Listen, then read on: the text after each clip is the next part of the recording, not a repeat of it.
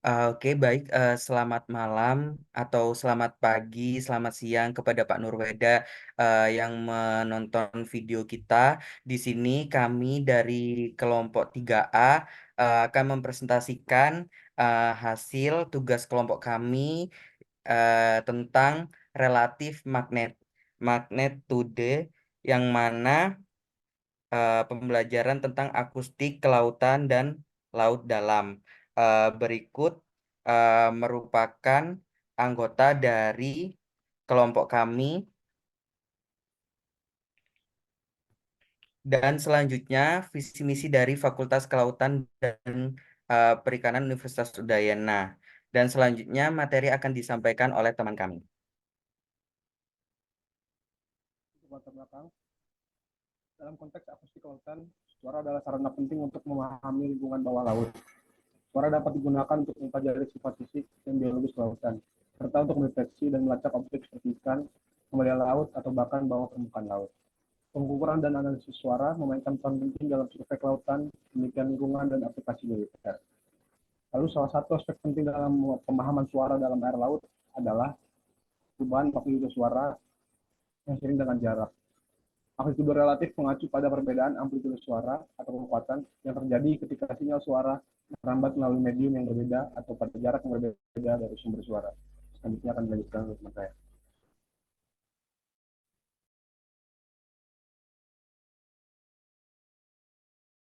Baik, selanjutnya perkenalkan saya Kada Janita Divetana Putri dengan NIM awalan 22 dan NIM akhiran 10. Ini akan menjelaskan tentang pengertian dari relatif magnitude, yang dimana relatif magnitude ini merupakan ilmu akustik lautan dan deteksi bawah air yang memiliki hubungan erat dengan pengukuran dan karakteristik gelombang suara di dalam air laut. Istilah ini juga digunakan untuk menggambarkan perbedaan tingkat kekuatan atau amplitudo antara dua sinyal suara yang diterima di lokasi yang berbeda. Nah, di mana dalam konteks ini ilmu kelautan gelombang suara dapat melambat melalui air laut dengan kecepatan yang berbeda dan mengalami perubahan amplitudo. Jika dibayangkan ketika suatu sinyal itu suara dikirimkan ke dalam air laut, maka sinyal itu akan merambat dan diterima oleh penerima suara di lokasi yang berbeda. Nah, pada saat itu perbedaan dalam magnitudo relatif dapat diamati antara sinyal suara asli yang dikirimkan dan sinyal suara yang diterima oleh setelah merambat melalui medium yang berbeda. Selanjutnya di sini, magnitudo relatif ini dapat mempengaruhi hasil pengukuran gelombang suara dalam air laut, yaitu dengan 3 cara. Yang pertama, perubahan amplitudo, yang kedua, penyerapan suara, dan yang ketiga, pantulan suara. Next. Selanjutnya di sini kita masuk ke contoh penggunaan dalam akustik, di mana ada 4 kegunaannya. Yang pertama adalah deteksi kapal selam. Dalam hal ini, gelombang suara akan dikirimkan ke air laut dan sinyal suara yang dipantulkan kembali oleh kapal selam diterima oleh penerima sonar. Dengan membandingkan amplitudo sinyal suara asli yang dikirimkan dengan amplitudo sinyal suara yang diterima setelah dipantulkan oleh kapal selam, dapat diidentifikasi perbedaan amplitudo yang menunjukkan keberadaan kapal selam. Yang kedua yaitu pemetaan bawah air, di mana penggunaan magnitudo relatif dapat membantu dalam mengidentifikasi dan memetakan struktur bawah air seperti gunung bawah laut, terumbu karang, dan reruntuhan kapal. Dengan mengukur perbedaan amplitudo antara sinyal suara asli dan sinyal yang dipantulkan atau tersebar oleh objek di bawah air, kita dapat memperoleh informasi tentang lokasi, ukuran, dan bentuk objek tertentu. Yang ketiga yaitu identifikasi hewan laut, di mana setiap spesies hewan laut ini memiliki karakteristik akustik yang unik, dan analisis magnitudo relatif yang dapat membantu mengidentifikasi spesies berdasarkan perbedaan amplitudo sinyal yang diterima. Dan yang terakhir yaitu deteksi sumber suara, di mana dalam aplikasi ini perbedaan amplitudo antara sinyal suara asli dan sinyal suara yang diterima pada berbagai posisi atau sensor dapat memberikan informasi tentang arah dan jarak sumber suara. Hal ini penting dalam deteksi dan pemantauan aktivitas suara seperti deteksi kapal, deteksi alat pengemburan bawah laut, dan pemantauan aktivitas kehidupan laut. Next. Baik, perkenalkan nama saya Nila Putudina Rahmasari dengan NIM awalan 22 dan akhiran 008. Di sini saya akan menjelaskan tentang rumus perhitungan magnitudo relatif. Dalam bidang akustik lautan, rumus perhitungan dari magnitudo relatif atau dB untuk menggambarkan perbedaan antara dua besaran akustik. Untuk rumusnya yaitu MR sama dengan 10 dikali log 10 dalam kurung I1 dibagi dengan I2, di mana MR merupakan magnitudo relatif dalam desibel atau dB, sedangkan I1 merupakan intensitas sinyal pertama dan I2 merupakan intensitas sinyal kedua. Kemudian faktor yang mempengaruhi magnitudo relatif yaitu yang pertama ada jarak. Jarak di sini dapat mempengaruhi antara sumber suara dengan penerima sumber suara. Nah, penerima sumber suara ini disebut juga dengan mikrofon. Semakin dekat jaraknya, semakin besar magnitudo relatifnya. Hal ini disebabkan karena sinyal suara akan lebih kuat dan jelas. Yang kedua, ada kedalaman. Kedalaman pada suatu perairan dapat mempengaruhi magnitudo relatif karena pada kedalaman yang lebih dangkal, suara akan mengalami pemantulan dan interaksi dengan dasar laut, sehingga magnitudo relatif dapat berkurang karena adanya gangguan dan perubahan karakteristik suara. Yang ketiga ada kecepatan suara. Kecepatan suara dapat mempengaruhi magnitudo relatif karena variasi kecepatan suara dalam air bergantung pada suhu, salinitas, dan kepadatan air. Yang keempat ada kebisingan lingkungan. Tingkat kebisingan yang tinggi dan berada di lingkungan perairan, contohnya yaitu suara ombak, suara kapal, maupun aktivitas industri, dapat mempengaruhi dan mengganggu atau mengaburkan penjelasan yang akan diterima. Kemudian ada karakteristik menerima suara. Frekuensi, kekuatan, dan durasi dari suatu suara dapat mempengaruhi magnitudo ini. Sebagai contoh, suara yang memiliki frekuensi lebih rendah cenderung memiliki propagasi yang lebih baik dalam jarak yang lebih jauh. Sedangkan suara yang memiliki kekuatan yang lebih tinggi dapat menghasilkan magnitudo yang relatif lebih besar. Yang terakhir ada kualitas penerima suara. Penerima suara yang lebih sensitif akan memiliki rentang frekuensi yang lebih luas. Selanjutnya akan dilanjutkan oleh teman.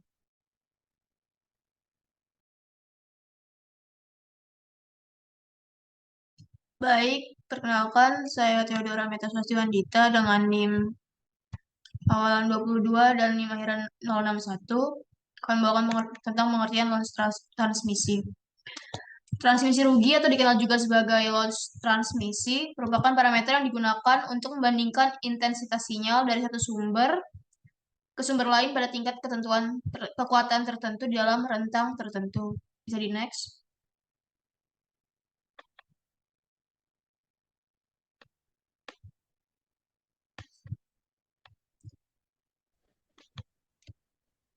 Baik, selanjutnya yaitu sebelumnya perkenalkan nama saya Rianti Borusitohan dengan NIM akhir 041. Baik, materi selanjutnya adalah pengukuran loss transmisi, yang dimana pengukuran loss transmisi adalah proses untuk menilai berapa banyak energi sinyal yang hilang saat ditransmisikan melalui sebuah saluran atau media. Hal ini sangat penting dalam sistem komunikasi dan jaringan, terutama ketika mentransmisikan data melalui kabel serat optik, kabel tembaga, atau gelombang radio. Untuk mengukur loss transmisi pada kabel serat optik, seringkali digunakan alat yang disebut dengan OTDR, yaitu Optical Time Domain Reflectometer. Next.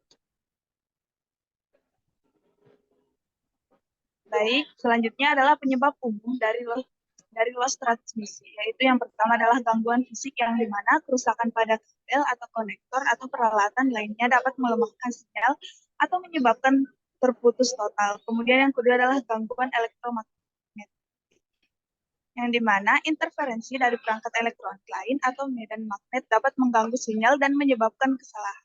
Terakhir adalah jarak. Semakin jauh sinyal harus menempuh perjalanan, semakin besar kemungkinan terjadi loss transmisi. Next. Contoh kasus loss transmisi adalah, yang pertama adalah kabel jaringan yang terputus tertekuk atau terendam air dapat menyebabkan hilangnya data gangguan elektromagnetik dari perangkat lain, juga dapat mengganggu sinyal dan menyebabkan loss transmisi. Yang dapat menyebabkan paket data terputus-putus atau hilang sama sekali. Ini sering terjadi ya dengan jangkauan sinyal yang buruk seperti di pedesaan atau di dalam gedung dengan tembok tebal. Next. Baik, materi selanjutnya akan dilanjutkan oleh teman saya. Terima kasih.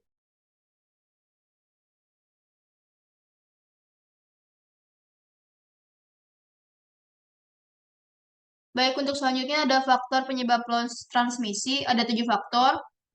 Yang pertama ada absorpsi, di mana penyerapan energi suara oleh bahan-bahan di sepanjang jalur transmisi menyebabkan penurunan intensitas suara. Yang kedua ada penyebaran, perubahan arah atau penyebaran suara saat melalui medium transmisi dapat menyebabkan kehilangan energi suara. Untuk selanjutnya ada penyimpangan, suara dapat mengalami penyimpangan atau pembelokan saat melewati penghalang, yang menyebabkan sebagian energi suara menjadi hilang. Selanjutnya ada pemantulan. Bagian dari energi suara dapat dipantulkan kembali ke medium asalnya, mengurangi energi yang ditransmisikan ke medium lain. Selanjutnya ada transmisi melalui material, di mana material partisi atau medium transmisi dapat memiliki karakteristik yang menghambat transmisi suara, seperti kepadatan atau kekakuan yang tinggi. Yang keenam ada jarak. Semakin jauh suara harus melakukan perjalanan, semakin besar kemungkinan kehilangan energi dalam proses transmisi. Yang terakhir ada frekuensi. Frekuensi suara juga dapat memengaruhi loss transmisi.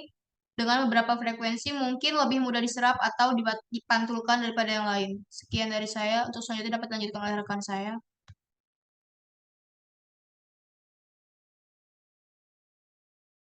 Perkenalkan, nama saya Eka Dengar Reksa dengan NIM 221351110. Di sini saya akan menjelaskan tentang definisi dari tingkat transmisi dan faktor-faktor yang memengaruhinya.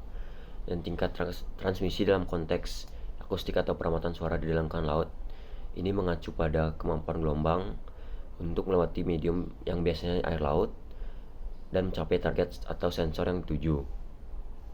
Tingkat transmisi mencerminkan seberapa efisien gelombang suara dapat melewati medium untuk mencapai target. Semakin tinggi tingkat transmisi, semakin baik sinyal akustik dapat mencapai target dan menghasilkan data yang berkualitas dalam survei bawah air. Menurut Ruppel et al. 2022, berikut adalah beberapa contoh dari faktor-faktor fisik yang memengaruhi suara merambat di lingkungan laut. Yang pertama adalah kekuatan sumber suara, yaitu yang dimana kekuatan sumber suara akan mempengaruhi jarak yang suara dapat merambat. Ya, suara yang lebih kuat akan dapat merambat lebih jauh daripada suara yang lebih ringan. Yang kedua ada frekuensi gelombang suara. Frekuensi gelombang suara akan mengaruhi bagaimana suara merambat di lingkungan laut. Gelombang suara dengan frekuensi tinggi akan lebih mudah merambat daripada gelombang suara dengan frekuensi rendah. Yang ketiga ada durasi gelombang suara. Durasi gelombang suara akan memengaruhi bagaimana suara merambat di lingkungan laut. Gelombang suara yang lebih panjang akan lebih mudah merambat daripada gelombang suara yang lebih pendek. Dan keempat ada kedalaman penyebaran, yang dimana kedalaman penyebaran ini akan mengaruhi bagaimana suara merambat di lingkungan laut. Suara yang lebih mudah merambat di kedalaman lebih tinggi daripada suara yang lebih mudah merambat di kedalaman lebih rendah. Sifat-sifat dasar air laut dan air laut. Bagaimana sifat-sifat dasar air laut dan air laut ini seperti kedalaman, temperatur, kemurnian akan mengaruhi bagaimana suara merambat di lingkungan laut. Misalnya suara akan lebih mudah merambat di air yang lebih panas daripada air laut yang lebih dingin. Tingkat pengotoran. Jika ada banyak pengotoran seperti sumber suara yang berbeda atau gelombang elektromagnetik, maka suara akan lebih sulit merambat di lingkungan tersebut. Yang ketujuh ada kondisi lingkungan, yang mana kondisi lingkungan seperti kelembapan, suhu, dan getaran akan mempengaruhi bagaimana suara merambat di lingkungan laut. Jika lingkungan tidak stabil, maka suara akan lebih sulit merambat. Dan yang terakhir adalah kondisi sistem transmisi. Kondisi sistem transmisi ini seperti kualitas kabel, transformator, dan lain-lain akan mengaruhi bagaimana suara merambat di lingkungan laut. Jika sistem transmisi tidak dalam kondisi baik, maka suara akan lebih sulit merambat. Sekian dari saya, terima kasih. Di sini saya akan menjelaskan perbedaan tingkatan transmisi antara medium padat, cair, dan gas. Sebelum itu saya izinkan akan saya perkenalkan diri. Nama saya Erlan Farel Wirawan dengan NIM 22135111034. Jadi untuk transmisi gelombang ini berbeda-beda antara medium padat, cair, gas, karena perbedaan dalam sifat-sifat ini mempengaruhi tingkat transmisi gelombang. Jadi menurut Rahim Janova dan kawan-kawan tahun 2023, perbedaan dalam tingkatan transmisi gelombang itu sebagai berikut. Yang pertama, untuk medium padat itu gelombang partikel-partikelnya berdekatan dan terikat erat satu sama lain. Yang ini membuat gelombang yang dapat merambat dengan kecepatan yang relatif tinggi dan dengan sedikit dispersi. Transmisi gelombang suara dan gelombang seismik dalam medium padat cenderung efisien dan efektif karena partikel-partikel padat mendukung perambatan gelombang dengan baik. Contohnya dalam akustik lautan, gelombang suara dapat dengan mudah merambat melalui lapisan batuan dasar laut untuk mendeteksi aktivitas seperti gempa bumi atau gerakan organisme laut. Yang kedua, untuk medium cair. Pada medium cair, transmisi gelombang biasanya lebih lambat, tapi eh, dapat menyerap dan memancarkan gelombang dengan lebih baik daripada medium padat, terutama untuk gelombang suara. Sebagai contohnya, meskipun suara masih dapat merambat dengan jarak yang signifikan di dalam air, faktor seperti suhu, salinitas, dan kepadatan air dapat berpengaruh dan dapat mempengaruhi kualitas transmisi dalam aplikasi akustik lautan. Yang ketiga ada medium gas.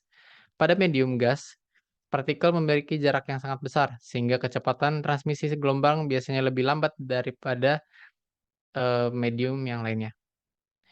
Selain itu, transisi gelombang dalam gas lebih terhambat oleh variasi suhu dan tekanan yang mempengaruhi kecepatan suara. Namun, karena sifat elastisitas yang lebih rendah, gelombang suara dalam gas cenderung memiliki dispersi yang lebih rendah daripada medium yang lainnya. Contoh pengaplikasiannya adalah pada gelombang eh, eh, di udara memiliki jarak transmisi yang terbatas, terutama atas permukaan laut dan dapat dipengaruhi oleh faktor atmosfer seperti suhu, kelembapan, tekanan udara, dan lainnya. Selanjutnya untuk next akan berlanjut dengan skala pengukuran tingkatan transmisi. Di dunia akustik lautan, pemahaman tentang tingkat transmisi gelombang suara dalam berbagai medium menjadi krusial untuk merancang sistem komunikasi yang efektif terkait sistem deteksi yang akurat dalam air. Hal ini menurut Shen DKK tahun 2016. Tingkat transmisi gelombang suara dapat bervariasi tergantung pada jenis dan medium yang dilaluinya, seperti padat, cair, dan gas. Untuk menggambarkan perbedaan tersebut, digunakanlah skala pengukuran. Nah, berikut skala pengukurannya. Pertama, ada sangat tinggi atau excellent. Gelombang suara dapat merambat dengan sangat efisien melalui medium dengan tingkat kehilangan yang minimal. Contoh, medium padat seperti batuan dasar laut memungkinkan transmisi suara yang sangat baik, memungkinkan deteksi akurat terhadap aktivitas laut yang beragam. Yang kedua, tinggi atau high. Gelombang suara dapat merambat dengan baik melalui medium dengan tingkat kehilangan yang moderat. Contoh, medium cair seperti air memungkinkan transmisi suara yang tinggi, meskipun terdapat beberapa hambatan seperti variasi suhu dan juga salinitas. Yang ketiga ada sedang, moderate. Transmisi moderate ini memiliki tingkat kehilangan yang cukup signifikan di antara dua yang sebelumnya disampaikan, namun masih memungkinkan untuk komunikasi dan deteksi yang efektif. Contohnya, pada transmisi suara dalam medium gas seperti udara yang memiliki jarak transmisi terbatas dan juga rentan dalam gangguan atmosfer, tapi dapat menyampaikan transmisi dengan cukup baik. Yang keempat adalah low. Gelombang suara mengalami kehilangan yang cukup besar sehingga transmisi menjadi terbatas dan kurang efisien. Contohnya transmisi suara melalui medium yang sangat padat seperti es yang dapat mengalami hambatan signifikan dalam perjalanan gelombang suara. Dan yang terakhir ada sangat rendah atau poor. Transmisi ini sangat-sangat terbatas dengan tingkat kehilangan yang sangat tinggi sehingga komunikasi atau deteksi menjadi hampir tidak mungkin. Contohnya adalah lingkungan dengan gangguan suara yang besar seperti daerah yang padat dengan rumput laut atau hutan mangrove di mana gelombang suara dapat dengan mudah diserap dan diredam. Dengan mempertimbangkan karakteristik dari masing-masing medium, seperti kepadatan dan yang lainnya, kita dapat meningkatkan efisiensi dari sistem komunikasi bawah air, meningkatkan ketepatan deteksi suara, dan mendukung pemahaman yang baik terkait hal ini. Untuk materi selanjutnya akan dilanjutkan oleh rekan saya. Terima kasih. Baik, perkenalkan nama saya Novia Yuliani dengan NIM 2213511093. Di sini kita ada definisi tingkat tekanan bunyi, di mana tingkat ketekanan suara itu sendiri adalah ukuran logaritmik dari tekanan efektif suatu suara relatif terhadap nilai referensi yang didefinisikan sebagai dalam dB atau desibel. Referensi tekanan suara yang umum digunakan di udara adalah 21/4 PA yang sering dianggap sebagai ambang batas pendengaran manusia. Maaf, batas bawah audibilitas Friedrich Nervous sebagai tingkat tekanan suara SPL sebesar 0 dB. Bisa di next slide.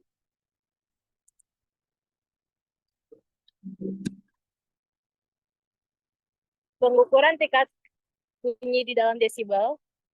Untuk mengukur SPL, tentunya kita mengambil rasio. Maaf. Untuk mengukur SPL, tentunya kita mengambil rasio tekanan suara dengan tingkat referensi tekanan suara. Lalu mengambil logaritma basis below dari rasis tersebut, lalu mengalikannya dengan 20, hasilnya adalah SPL. Dalam desibel atau dB. Misalnya jika tekanan suara adalah 20 AU/PA, maka rasio tekanan suara RMS dengan tinggi tekanan suara referensi adalah 20/20 atau sama dengan 1. Oke, materi selanjutnya bisa dijelaskan oleh teman saya. Terima kasih. Baik, perkenalkan saya Ahmad Ramadan dengan awalan NIM 22 dan akhiran NIM 027. Di sini saya akan menjelaskan tentang hubungan antara tingkatan tekanan bunyi dengan intensitas suara. Hubungan antara tingkatan tekanan bunyi dengan intensitas suara adalah positif, yang mana artinya ketika intensitas suara meningkat, tingkatan tekanan bunyi juga akan meningkat. Lalu intensitas suara sendiri didefinisikan sebagai sumber daya suara yang dibagi dengan luas area yang dilalui oleh daya suara tersebut. Dan tingkatan bunyi, tingkatan tekanan sound pressure adalah besaran intensitas suara terhadap pendengaran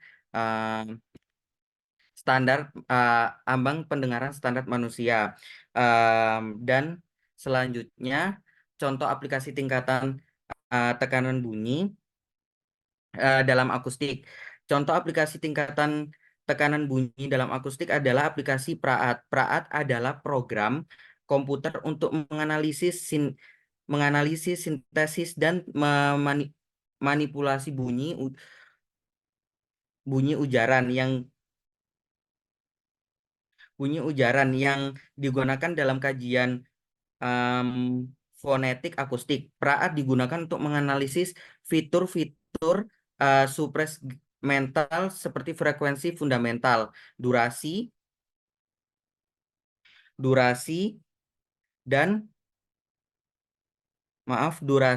intensitas, tekanan, dan pola kontur bunyi ujaran penutur menurut Ningsi 2020. Contoh di sini ada banyak sekali aplikasi tingkatan tekanan bunyi seperti pengendali kebisingan, desain akustik ruang, bidang kedokteran, bidang militer, dan di bidang penerbangan. Mungkin selanjutnya akan dijelaskan oleh teman saya. Baik, sebelumnya perkenalkan nama saya Imade Mikael Aryawan dengan NIM 22135111083. Di sini saya akan menjelaskan tentang tingkatan spektrum. Tingkatan spektrum di sini merujuk pada klasifikasi frekuensi gelombang suara dalam lingkungan laut.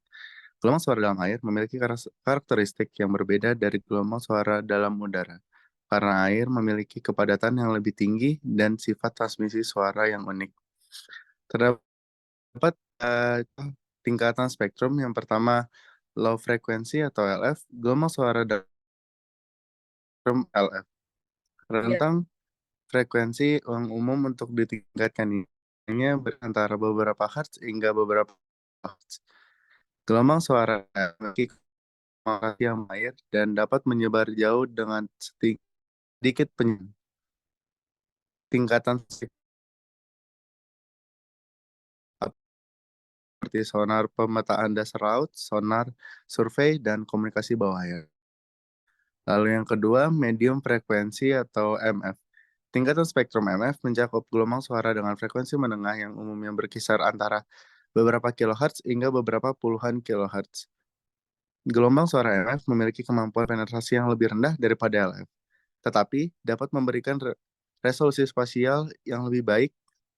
Tingkatan spektrum MF sering digunakan dalam aplikasi sonar deteksi target seperti sonar pencitraan, sonar deteksi kapal selam, dan sonar deteksi hambatan di bawah air.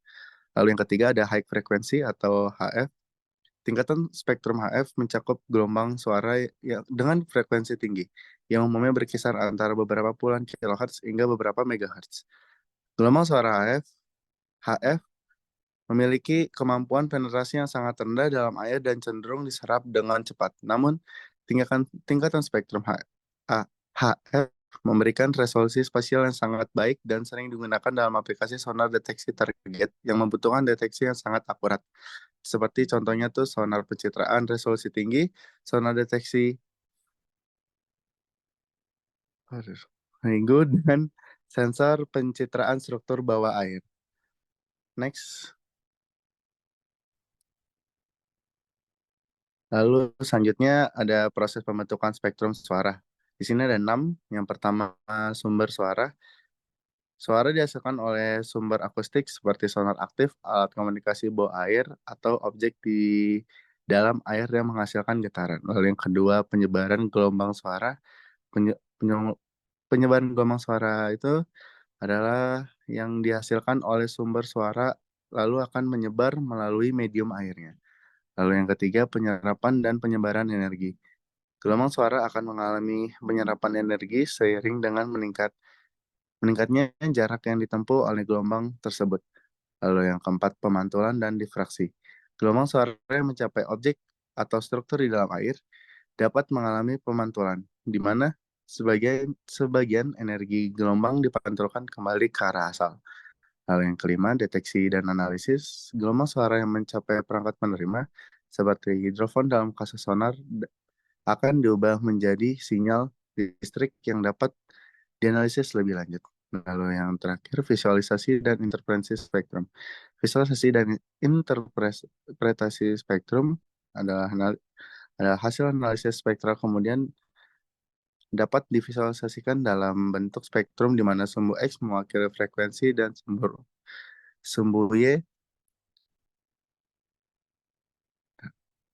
dan sumbu Y di sini mewakili frekuensi dan kekuatan gelombang suara yang terdeteksi.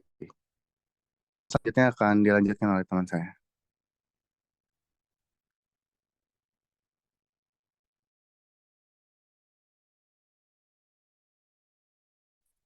Baik, selanjutnya akan dijelaskan oleh saya. Perkenalkan, nama saya Adewahyu Ardiansyah dengan NIM 22135111053. Saya akan menjelaskan tentang pengukuran tingkatan spektrum dengan spektrogram dan pengaruh tingkatan spektrum terhadap kualitas suara. Spektrogram adalah representasi visual dari suara atau sinyal dengan bermacam frekuensi atau variabel lainnya. Untuk mengukur spektrum suatu sinyal audio dengan menggunakan spektrogram, kita bisa menggunakan perangkat lunak pemrosesan audio seperti Audacity, Audible Audition, atau MATLAB. Di perangkat lunak tersebut, kita dapat merekam atau memuat file audio, lalu menerapkan analisis spektrogram untuk memvisualisasikan spektrum frekuensi dari sinyal tersebut. Berikut yang di bawah itu adalah contoh dari spektrogram dengan memakai aplikasi MATLAB. Dan itu adalah hasilnya. Lalu saya akan menjelaskan tentang pengaruh tingkatan spektrum terhadap kualitas suara. Tingkatan spektrum memiliki pengaruh yang signifikan terhadap kualitas suara. Tingkatan spektrum dapat berpengaruh pada kualitas suara karena mereka menentukan seberapa baik frekuensi yang berbeda direproduksi atau direkam oleh perangkat audio. Kualitas suara yang baik seringkali terkait dengan spektrum yang lebih luas dan lebih merata, yang berarti perangkat audio mampu mempersembahkan frekuensi rendah hingga tinggi dengan jelas dan seimbang. Sebaliknya, spektrum yang sempit atau tidak merata dapat menghasilkan suara yang kurang detail atau terdengar distorsi. Seperti yang ada dalam gambar. yang warna merah itu sudah termasuk terdistorsi. Baik, selanjutnya akan dijelaskan oleh teman saya. Baik,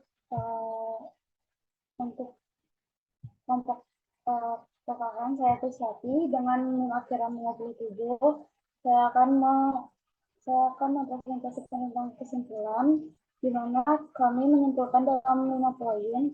Yang pertama, magnetik relatif mengukur kekuatan suara dibandingkan dengan titik referensi. Faktor-faktor yang mempengaruhi meliputi jarak, kedalaman, kecepatan suara, kebisingan lingkungan, dan kualitas penerima suara. Semakin dekat sumber dan penerima, maka semakin tinggi magnetik relatifnya. Poin kedua, loss transmisi adalah pengurangan intensitas suara saat melewati medium atau material. Penyebabnya antara lain absorpsi, penyebaran, pemantulan, dan jarak. Semakin banyak hambatan atau semakin jauh jaraknya, maka semakin besar loss transmisi. Kemudian, poin ketiga, tingkatan transmisi adalah kemampuan suara untuk melewati medium dan mencapai target. Dipengaruhi oleh kekuatan sumber, frekuensi, kedalaman, kondisi lingkungan, dan kualitas sistem transmisi. Hambatan atau jarak yang lebih jauh dapat mengurangi tingkatan transmisi. Poin keempat, tingkatan tekanan bumi atau SPL merupakan ukuran tekanan suara dalam desibel. Hubungannya dengan intensitas suara bersifat logaritmik. Peningkatan intensitas suara eksponensial menghasilkan peningkatan tekanan bumi yang linear. Poin kelima, yang terakhir, tingkatan spektrum adalah klasifikasi frekuensi gelombang suara. Spektrum yang seimbang menghasilkan suara yang jernih, sementara frekuensi berlebih dapat menyebabkan distorsi. Spektrogram digunakan untuk menganalisis distribusi frekuensi dan intensitas suara. Sekian dari saya. Baik, sekian dari kelompok kami. Apabila ada salah kata atau perbuatan yang sekiranya tidak berkenan, mohon dimaafkan. Sekian, wassalamualaikum warahmatullahi wabarakatuh.